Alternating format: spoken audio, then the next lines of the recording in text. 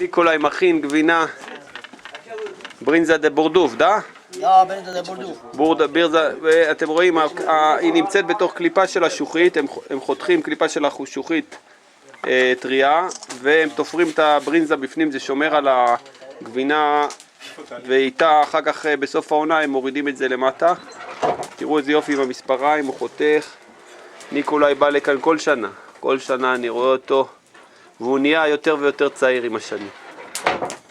הוא לא מבין אותך, אתה לא צריך להתחנף. אני יודע. ניקולאי? קפאצ'ה. מה קפאצ'ה? צ'פאצ'ה. פאצ'ה ברינזה, דה בורדוף. פאצ'ה ברינזה. יופי. פאצ'ה ברינזה, הוא עושה גבינות.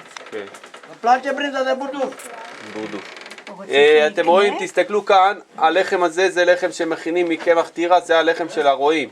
פה אין חיטה, והלחם יש להם כזה סכין מעץ, שאותו חותכים ממנו חלקים. איפה זה?